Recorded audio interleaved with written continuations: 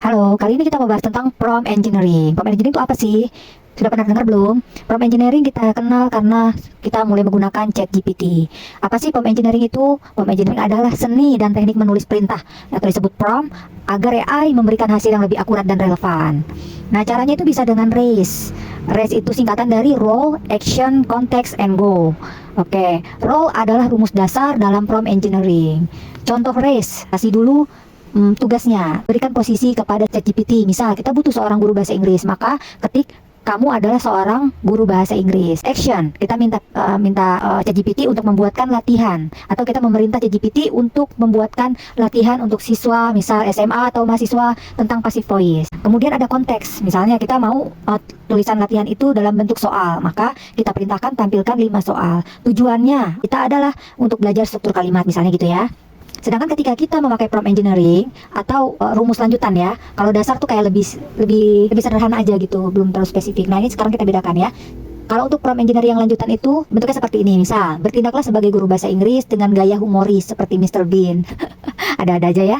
Kemudian actionnya, tulis 5 soal 5 soal latihan passive voice untuk anak SMA yang misalnya untuk konteksnya tampilkan elemen lucu dan gambar acak. Wah, ini menarik ya. Kita minta elemen lucu dan gambar acak. Jadi kita bukan hanya minta konteks pembelajaran bahasa Inggris yang kayak teori aja gitu, tapi lebih interaktif. Bahkan minta bantu dia untuk kayak bikin semacam apa ya, menyediakan alat lah, alat-alat belajar gitu ya. Minta elemen lucu dan gambar yang acak. Oke, selanjutnya output dalam HTML agar bisa kita gunakan di web sekolah misalnya seperti itu. Prompt writer itu bisa bikin output yang lebih bagus. Jadi dia tulisannya kayak gini. Bayangkan kamu seorang profesor berumur sekian, tulis artikel tentang sekian, tulis artikel tentang resesi 2023 dengan bahasa seperti penulis B, bla bla bla sampai panjang. Akhirnya hasilnya bakal beda jauh. Nah, itu namanya prompt. Untuk dapat jawaban yang bagus, kalian harus nanya yang bagus. Dan karena banyak orang yang belum pahamin banget, orang berani bayar mahal untuk dapat prompt yang mahal-mahal kayak gini. Tahu nih satu format yang paling gampang yaitu RACE, Role, Action, Context, Expectation. Dengan format RACE ini gampang banget lo bisa hasilin output yang maksimal dari ChatGPT. Ada yang namanya RDQ method. Metode RDQ. R-nya itu adalah role, D-nya adalah details, Q-nya adalah question. Perintah, kasih details, that's it. Tapi kuncinya buat ChatGPT ini lebih pintar, kita harus minta dia nanya ke kita. Saya beberapa pertanyaan sebelum kamu bisa memberikan jawaban yang optimal. ChatGPT bikin gue ngerti SEO dengan konsep Pareto. Jadi intinya RES itu baru permulaan ya dari prompt engineering. Karena kemarin saya lihat ada salah satu YouTuber yang memperlihatkan kalau nggak perlu belajar ChatGPT, maksudnya nggak usah ikut pelatihan. Apa sekarang kan banyak ya sebenarnya tentang ChatGPT. Kata dia nggak usah, asal kamu ngerti RES aja tadi yang role, action, konteks, dan goal. Katanya itu aja cukup. So apa aja sih pekerjaan untuk prompt engineering itu kalau memang kita butuh untuk lebih lanjut mempelajari atau menggunakan dengan maksimal PA ini. PE ya, PE. CPE. Jadi PE ini adalah seolah-olah sebagai orang yang jago memberi perintah. Nah, jago bertanya. Kita bisa bayangin ya, hari-hari kita kan kita nggak seperti Najwa Shihab toh. Kita nggak sepintar dia ketika bertanya. Kepintaran dia bertanya itu sebenarnya juga sudah terbelakangi oleh memang dia punya background kepintaran. Nah, dia baca buku segala macam gitu ya. Jadi saya ulangi, sebagai prompt engineer atau orang yang jago memberi perintah ke AI, sebutlah sebagai robot pintar, supaya robot itu bisa kasih jawaban terbaik, bukan jawaban yang asal-asalan. Jadi ngomongnya yang jelas ke robot. Tadi role-nya, maunya apa, bantu dia sebagai apa gitu ya. Kemudian bisa role play, misalnya kayak tadi minta dibuatkan gambar, atau minta dia sebagai guru, minta dia sebagai konsultan, kayak gitu-gitu ya. Jadi nanti dia juga secara otomatis merubah gaya bicaranya ke kita. Jadi seperti guru, atau seperti konsultan, atau seperti menteri, dan sebagainya. Selanjutnya tahu tujuan akhirnya mau apa, tadi goals itu ya. Minta dibuatkan surat cinta misal, tapi yang bikin teman bisa tertawa. Selanjutnya pandai mencoba dan memperbaiki. Jadi saling memperbaiki, kayak kasih kesempatan dia juga bertanya kepada kita, diskusinya jadi lebih dalam gitu. Jadi dia memahami betul apa yang memang ingin kita cari tahu, bahan apa yang memang kita sedang cari gitu ya, apa yang sedang kita kerjakan segala macam. Satu itu diganti nama kalkulator. Tapi kalau ada AI, misalnya cari informasi tentang riset atau jurnal, itu tuh cetek buat AI. Yang kalian harus berpikir lebih tinggi lagi adalah dari jurnal itu apa yang kita bisa lakukan untuk manusia.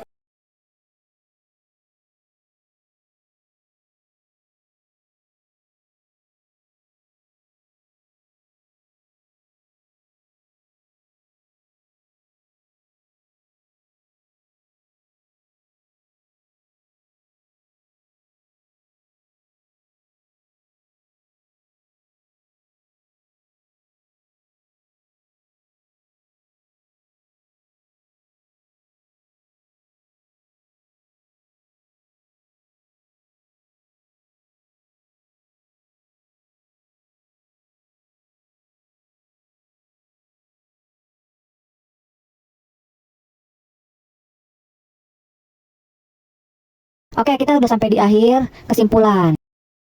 Jadi siapa nih memang yang butuh pelatihan prompt engineering untuk pekerjaan apa ya? Jadi tadi yang memang bekerja di bidang kreatif, di bidang marketing, di bidang pendidikan.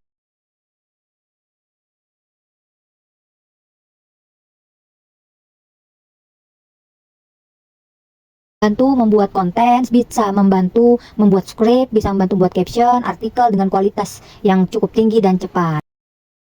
Kemudian AI ini mampu membangun produk usaha berbasis AI, seperti next levelnya dari ChatGPT, yaitu chatbot, seperti mesin penjawab otomatis yang bisa dirangkai ya, bisa kita susun sendiri. Membangun produk berbasis AI seperti AI tools AI tools itu Notion, seperti Notion atau Canva.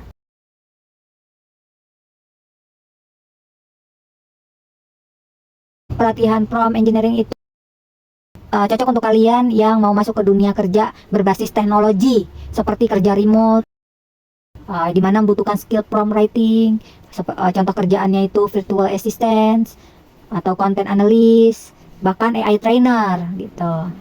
Ya, jadi tidak harus ikutin pelatihan untuk menggunakan ChatGPT, tentu saja seperti itu. Tapi kalau kalian ingin mengembangkan pekerjaan kalian, berkembang tempat kerja, membuat karya, nah mempelajari tentang prompt engineering ini penting sekali ya. Nah, buat kalian yang memang tidak terlalu butuh juga tidak apa-apa, seperti penggunaannya hanya nanya resep, nanya obat, terjemahan, atau iseng-iseng ngobrol aja memang tidak terlalu dibutuhkan. Oke, sampai di sini aja dulu ya. Selanjutnya nanti kita bahas seperti yang menarik itu